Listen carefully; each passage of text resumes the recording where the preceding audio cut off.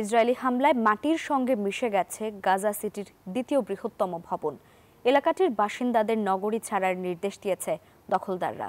এদিকে লন্ডনে Palestine action গ্রুপের ওপর থেকে নিষেধাজ্ঞা প্রত্যাহারের দাবিতে চলছে বিক্ষোভ। গতকাল 400-র বেশি বিক্ষোভকারীকে গ্রেপ্তার করেছে পুলিশ।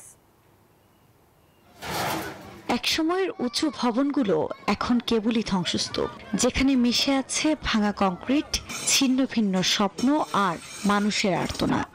এরপরও নিজেদের ভূমি ছাড়তে নারাজ গাজা সিটির বাসিন্দারা।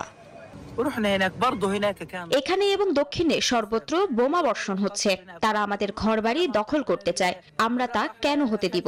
আমরা এখন ক্লান্ত, কোথাও যাব না, আমরা এখানেই মরব।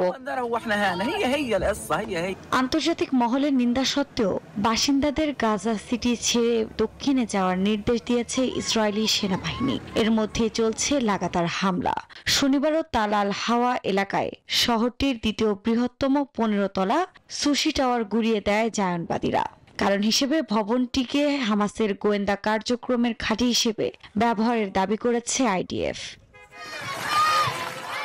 এ পরিস্থিতিতে শনিবারও জিম্মি মুক্তির দাবিতে তেল আবিব ও জেরুজালেমে প্রধানমন্ত্রীর কার্যালয়ের বাইরে বিক্ষোভ করেন ইসরায়েলিরা। দাবি জানান দ্রুত জিম্মিদের ফিরিয়ে আনার। ইসরায়েলের 80% নাগরিক যুদ্ধবিরতি এবং সমস্ত জিম্মিদের ফিরে পেতে চান। এই ব্যর্থ সরকারের পদত্যাগ করা উচিত। জিম্মিদের বাড়িতে ফিরিয়ে আনা উচিত এবং পদত্যাগ করা উচিত। অন্যদিকে যুক্তরাজ্যের লন্ডনে প্যালেস্টাইন অ্যাকশন গ্রুপের উপর থেকে নিষেধাজ্ঞা প্রত্যাহারের দাবিতে বিক্ষোভ করেছেন হাজারো মানুষ। এ সময় 425 জনের বেশি বিক্ষোভকারীকে গ্রেফতার করেছে পুলিশ। এছাড়া পুলিশের সঙ্গে বিক্ষোভকারীদের ধস্তাধস্তির খবর জানিয়েছে গণমাধ্যম। আফরিন মৌ, নিউজ 24।